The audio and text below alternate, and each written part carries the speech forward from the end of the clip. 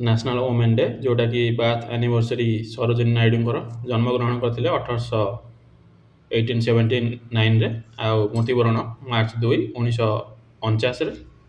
ତାଙ୍କୁ କୁହାଯାଏ nightingale of India, Bharat କୋକିଳ ଆଉ ବୁଲବୁଲେ ଇ ହିନ୍ଦ। ସେ ଥିଲେ first Indian woman president Indian national କଂଗ୍ରେସର 1925ରେ। ଫାଷ୍ଟ ପ୍ରେସିଡେଣ୍ଟ ଆଇଏନ୍ସିର ଥିଲେ 1917ରେ ଆନି ବେସାନ୍ତ, ସେ କିନ୍ତୁ ବ୍ରିଟିଶର ଥିଲେ। କିନ୍ତୁ ଫାଷ୍ଟ ଇଣ୍ଡିଆନ୍ ଓମେନ୍ ପ୍ରେସିଡେଣ୍ଟ ଯିଏ ଥିଲେ Sarojini Naidu. First women governor 1947ରେ ହେଇଥିଲେ ଉତ୍ତରପ୍ରଦେଶର। ଫେମସ୍ ପୋଏମ୍ ତାଙ୍କର in the bazaars of Hyderabad, palanquin bearers, the golden threshold. ଆଉ ୱାର୍ଲଡ ରେଡ଼ିଓ ଡେ ମଧ୍ୟ 13 ଫେବୃଆରୀରେ ପାଳନ କରାଯାଉଛି। 2012ଠୁ ଆରମ୍ଭ ହୋଇଛି। 1946 13 ଫେବୃଆରୀରେ ୟୁନାଇଟେଡ୍ ନେସନ୍ସ ରେଡ଼ିଓ ସ୍ଥାପନ ହୋଇଥିଲା। Radio and artificial intelligence AI is a tool not a voice theme ଅଛି ଏ ବର୍ଷର। ରାମ ସିଂ ବୋଥ, ଯିଏକି ରେଡ଼ିଓ ମ୍ୟାନ୍ ଅଫ୍ ଇଣ୍ଡିଆ ରୂପରେ ପରିଚିତ, ତାଙ୍କ ନାଁରେ ଗିନିଜ୍ ୱାର୍ଲଡ ରେକର୍ଡ ଅଛି। 2025ରେ ଲାର୍ଜେଷ୍ଟ କଲେକ୍ସନ୍ ଥିଲା ରେଡ଼ିଓର ତାଙ୍କର 1257 ରେଡ଼ିଓ। ୱାର୍ଲଡ ରେଡ଼ିଓ କନକ୍ଲେଭ୍, ଯେଉଁଟାକି All India Radio Raipur Chhattisgarh ଆଉ ୟୁନେସ୍କୋର କୋଲାବୋରେସନରେ ହେଉଛି। ଅଲ୍ ଇଣ୍ଡିଆ ରେଡ଼ିଓ, ଯେଉଁଟାକି ଆମେ ଆକାଶବାଣୀ କହିଥାଉ, 1936ରେ ସ୍ଥାପନ ହୋଇଥିଲା। ଆକାଶବାଣୀ କଟକ, ଯେଉଁଟାକି ଜାନୁଆରୀ 28 ଆଉ 1948ରେ ସ୍ଥାପନ ହୋଇଥିଲା।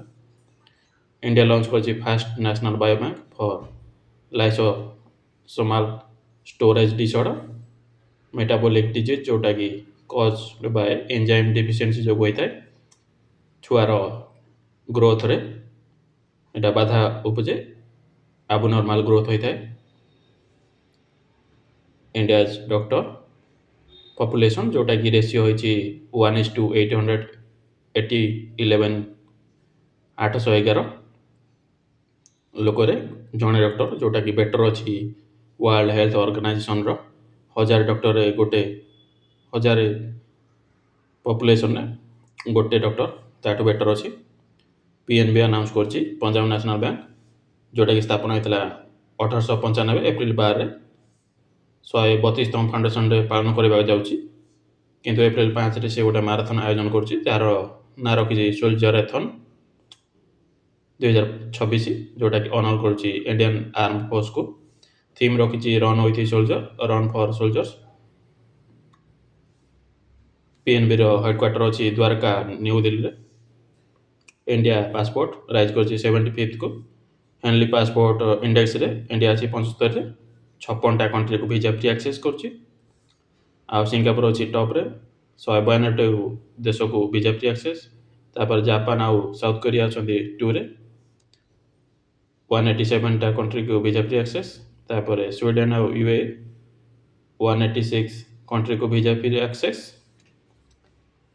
ଇଣ୍ଡିଆ ରାଙ୍କ କରୁଛି ଥାର୍ଡ଼, ଯେଉଁଟାକି Stanford university 2025 global AI vibrancy ranking, ଯେଉଁଟାକି USA ଟପ୍ରେ ଅଛି, ଚାଇନା ସେକେଣ୍ଡରେ, ଇଣ୍ଡିଆ ଥାର୍ଡ଼ରେ। 7th ର୍ୟାଙ୍କ ଅଛି India global research and defence ସ୍ପେଣ୍ଡିଂରେ। ରିସର୍ଚ୍ଚ ଆଉ ଡିଫେନ୍ସରେ କେଉଁମାନେ ଅଧିକ ସ୍ପେଣ୍ଡ କରୁଛନ୍ତି ମନି, ଚାଇନା, USA, ତାପରେ ଜାପାନ, ତାପରେ ଇଣ୍ଡିଆ ଅଛି 7 ନମ୍ବର ର୍ୟାଙ୍କରେ। ମୁମ୍ବାଇ ଇନାଗୁରେଟ୍ କରିଛି ଇଣ୍ଡିଆର ଫାଷ୍ଟ ମେଲୋଡି ରୋଡ୍, ଯେଉଁଟାକି ଧୁନ୍ ବାଜିବ ଜୟ ହୋର, ସେଇଟା 70ରୁ 80 କିଲୋମିଟର ସ୍ପିଡ଼ରେ ଗଲେ। ରୁଷିଆ ବ୍ୟାନ୍ କରିଛି ହ୍ୱାଟ୍ସଆପ୍କୁ, ଅଲ୍ଟରନେଟ୍ରେ ୟୁଜ୍ କରିବ ମ୍ୟାକ୍ସକୁ। ସାରଲା ମହେଶ୍ୱରୀ, ଯିଏ ଅଛନ୍ତି ଥିଲେ ନ୍ୟୁଜ୍ ରିଡର ଦୂରଦର୍ଶନ, ପରଲୋକ ହୋଇଯାଇଛନ୍ତି। James David Van Der Beek, actor ଥିଲେ ହଲିଉଡ଼ର, ସିଏ ପରଲୋକ ହୋଇଛନ୍ତି। Pablo Oliveira Costa, MMA fighter ଥିଲେ ବ୍ରାଜିଲର, ତାଙ୍କର ପରଲୋକ ହୋଇଯାଇଛି।